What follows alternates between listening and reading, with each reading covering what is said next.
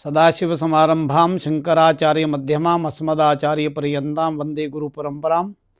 प्रिय साथियों, आज हम फिर से एक मिथुन लगन के साथ ही आपके समक्ष फिर आए हैं।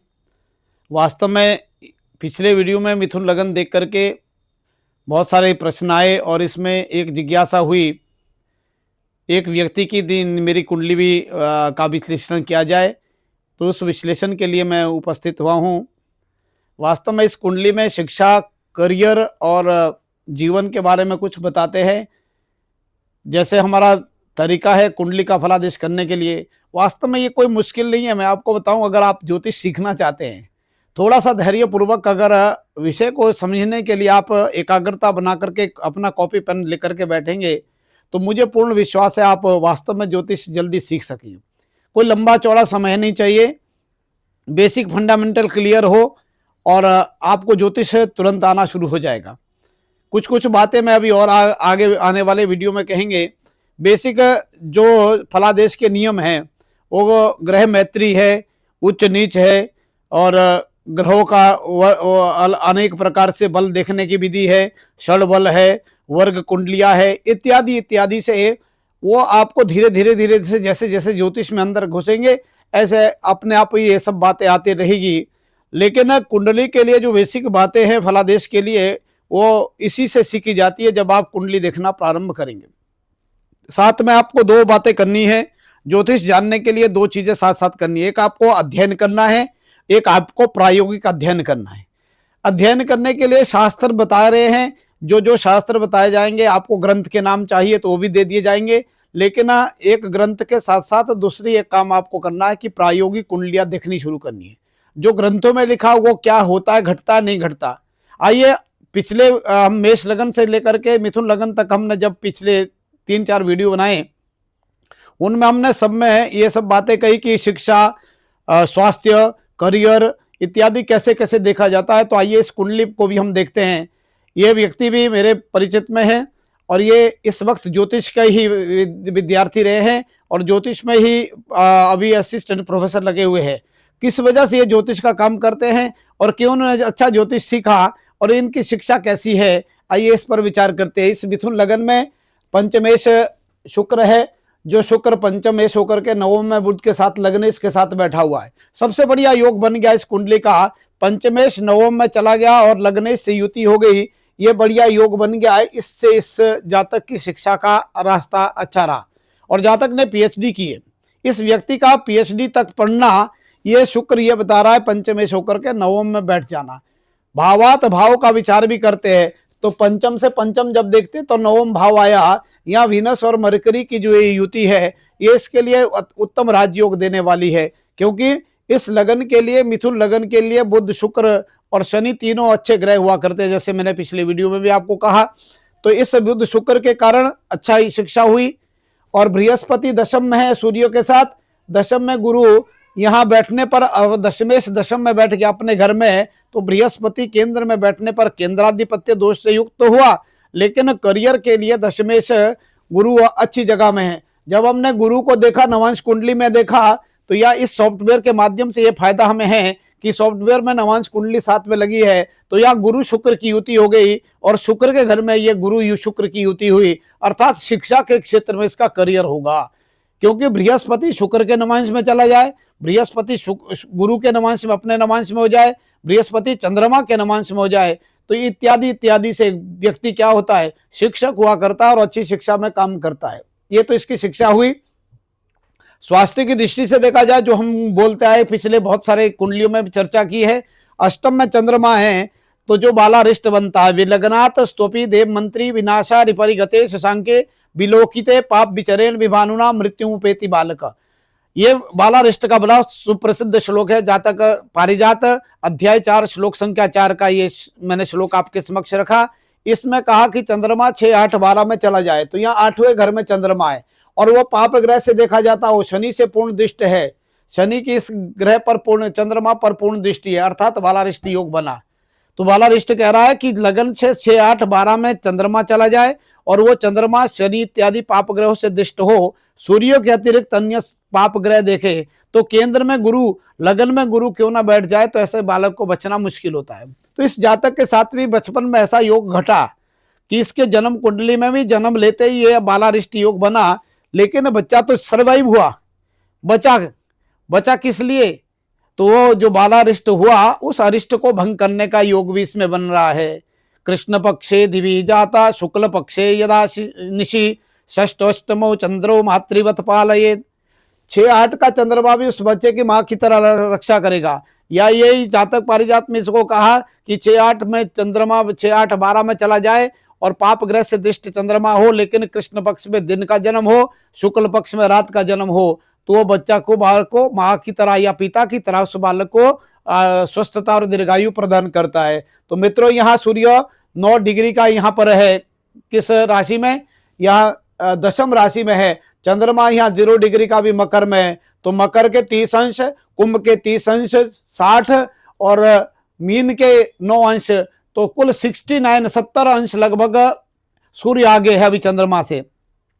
तो कृष्ण पक्ष की अभी 12 तिथि एक में हुई, 12 6 के 72 हुए, तो लगभग 5-6 तिथियां पीछे हैं। तो ये दशमी एकादशी का जन्म, दशमी के आसपास का जन्म होगा। तो कृष्ण पक्ष दशमी का जन्म होने के कारण दोपहर का जन्म है, ये भी हमें ज्ञात होता है।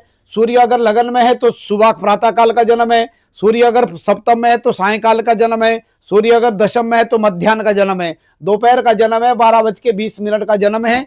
ये दिन का जन्म होने के कारण, कृष्ण पक्ष की 9वीं 10वीं का जन्म होने के कारण इस बाल बच्चे की इस चंद्रमा ने माँ की तरह पिता की तरह रक्षा की है।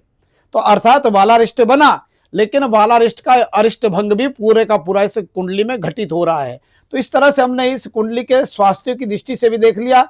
ये बचपन में बालारिष्ट का योग था, लेकिन आगे जाकर के इसका स्वास्थ्य अच्छा रहेगा, क्योंकि लग्नेश अत्यंत शुभ है। बालारिष्ट अरिष्ट भंग में कहा, अत्यंत सत्वे यदि लग्न नाथे सौम्यान बिते तादृश दृष्टि योगे केंद्रे स्थिते पाप दिशा बहीने सद्भाग्यम युग जीवती दीर्घमायु। अर्थात भाग्यशाली होता है ऐसा व्यक्ति, दीर्घजीवी होता है अगर लग्नेश अत्यंत सत्व हो जाए, अत्यंत शुभ हो जाए। लग्नेश भाग्य स्थान में बैठ गया, शुक्र से युक्त हो गया, शुभ ग्रह से युक्त हो गया, पाप ग्रह की दृष्टि से रहित है, कोई पाप ग्रह इस ग्रह लग्नेश को नहीं देख रहा। अतः ऐसा व्यक्ति सद्भाग्य से जीवित होता है और दीर्घजीवी हुआ करता है। तो 2 अरिष्ट भंग बन गए। एक अरिष्ट बना था चंद्रमा से शनि के देखने पर और अष्टम में बैठने पर, और 2 अरिष्ट भंग हो गए, एक कृष्ण पक्ष में दिन का जन्म होने पर, एक लग्नेश अत्यंत सत्व होने पर 2 अरिष्ट भंग हो गए। तो अतः इस कुंडली में हमें यह ज्ञात हुआ कि अरिष्ट के साथ अरिष्ट भंग हुआ। कुंडली का सबसे पाप ग्रह है मंगल। मिथुन लगन के लिए, जैसे हम कहते आए पीछे से, आपको एक एक लगन के लिए अच्छे ग्रह और पाप ग्रह के बारे में भूलना नहीं है। मिथुन लगन के लिए मंगल सबसे पापी ग्रह है, क्योंकि वह षष्ठेश और एकादशेश से। लेकिन यहाँ कुंडली का अच्छा योग देखिए, शनि 6ठे घर में बैठा हुआ है, मंगल 11वें घर में बैठा हुआ है, त्रिषणाय में पाप चले जाए, केंद्र त्रिकोण में शुभ ग्रह हो जाए, तो कुंडली स्वतः शुभ हो जाती है। और पूरा का पूरा कुंडली में योग है, केंद्र और त्रिकोण शुभ ग्रह से युक्त है और चंद्रमा केवल एक शुभ ग्रह अष्टम में बैठ गया, वो मानसिक रूप से तो विक्षिप्तता देगा इस जातक को। अभी भी मानसिक रूप से ये जातक यदि अपनी कुंडली को सुन रहे हैं, देख रहे हैं, तो वास्तव में इसको ये परेशानी तो रहेगी, मानसिक परेशानी जीवन भर रहेगी, लेकिन अरिष्ट भंग होने के कारण जीवन दीर्घायु होगा और जो बचपन में कष्ट हुआ वो भी निवृत्ति उससे भी हो जाएगी। फिर भी चंद्रमा के लिए इनको मानसिक स्थिति को ठीक करने के लिए अपने मन को अच्छा रखना चाहिए, शिवार्चन करना चाहिए। क्योंकि आज मेरे एक बहुत बढ़िया आचार्य सेकंड ईयर को जब मैं पढ़ा रहा था, तो एक उसमें योग मिला कि ये योगाभ्यास करने से नित्य जप तप मंत्र अनुष्ठान इत्यादि से व्यक्ति दीर्घजीवी हुआ करता है। तो इन अरिष्ट योगों के साथ इन ग्रहों की शांति के लिए व्यक्ति जो नित्य अपने जप तप इत्यादि करता है, संध्या वंदन करता है और अपना योगाभ्यास करता है, वो सब ग्रहों के दोष का शमन करता है। ऐसे ऐसे हम प्रत्येक दिन नई नई कुंडलियों के साथ आपके समक्ष आएंगे। देखिए, ये पराशर लाइट एक सॉफ्टवेयर है ज्योतिष का। इसमें देखिए ग्रहों के साथ प्लस पॉइंट क्या है, कुंडली में ग्रहों के साथ वही अंश दिए गए हैं। यहाँ ग्रहों का ग्रह स्पष्टीकरण दिया गया है, यहाँ अष्टक वर्ग दिया गया है। अष्टक वर्ग को कैसे देखते हैं ये थोड़ा आपको बता दें। जैसे ये सूर्य आदि नवग्रह, ये 7 ग्रह का दिया गया, ये मेष आदि 12 राशियां है। इस वक्त शनि मीन में चल रहा, तो इस जातक को 5 रेखाएं दे रहे हैं जो कि अत्यंत शुभ है। 5.8 बजे से मिल रहे हैं।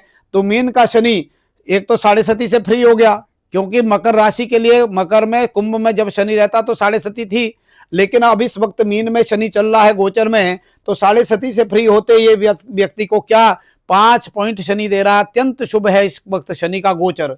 बृहस्पति इस जातक का कर्क में अभी चल रहा है। कर्क का बृहस्पति इस जातक के लिए जब हम देखते हैं तो बृहस्पति अगर कर्क में रहता है तो 5 पॉइंट मिलते हैं, तो अर्थात गुरु भी गोचर में शुभ हो रहा है। तो इस तरह से इस अष्टक वर्ग को देखने की स्थिति है। तीसरी जो यहाँ प्रक्रिया ये देख रहे हैं आप, ये ग्रहों के जो पिलर्स है, ये ग्रहों के बल है।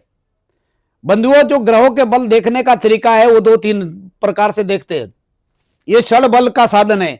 ग्रहों के 6 प्रकार के बल है। स्थान बल, काल बल, दिग्बल, दृग्बल, चेष्टा बल और निसर्ग बल। ये 6 प्रकार से बलों के साधन करने के बाद ये पिलर्स जाते हैं। जिस ग्रह का पिलर इस रेड लाइन को पार किया ऊपर है वो ग्रह बलवान है। अर्थात इस कुंडली में प्राय सभी ग्रह बलवान है, 1 पॉइंट समथिंग से ऊपर है। तो अर्थात कुंडली का जो अच्छा ग्रह है वो सब के सब अच्छे हैं। बुध का थोड़ा सा और बढ़िया करने के लिए मेरा ये सलाह है इस जातक को कि पन्ना इसको परमानेंट पहनना चाहिए, क्योंकि लग्नेश का स्टोन है, लग्नेश का पत्थर है, तो इसको सदैव पन्ना पहने और बुध को थोड़ा और बढ़िया कर लें।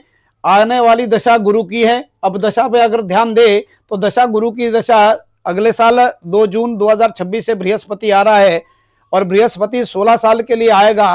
बृहस्पति एक बात से तो थोड़ा सा दिक्कत करेगा, क्योंकि अस्त है। सूर्य और बृहस्पति के जब अंश देखते हैं तो 2 अंश की इनके बीच में अंतर है, अर्थात गुरु अस्त पड़ा हुआ है। जब इसके जातक का जन्म हुआ तो जुपिटर कंबस्ट था, उस कारण से बृहस्पति अस्त है। बृहस्पति केंद्रेश है, तो केंद्राधिपत्य दोषस्तु बलवान गुरु शुक्रियो, इस नियम से कुछ केंद्राधिपति दोष लगेगा, लेकिन बृहस्पति की दशा अत्यंत शुभ रहेगी, क्योंकि वो दशम में स्वगृह है। तो इन्हीं शब्दों के साथ ये दशा का, ये कुंडली का मूलतः हमने विश्लेषण किया है। मित्रों, ज्योतिष सीखना कोई मुश्किल बात नहीं है, लेकिन ज्योतिष में आपकी रुचि, अभिरुचि और उस रुचि के साथ साथ आपका स्वाध्याय और आपका रोज का प्रायोगिक अध्ययन होना चाहिए, तो आपको कुंडली का फलादेश आ जाएगा। मैं इन्हीं शब्दों के साथ आज फिर आपसे विदा लेता हूं। अगले वीडियो में फिर मिलेंगे। नमस्कार, धन्यवाद।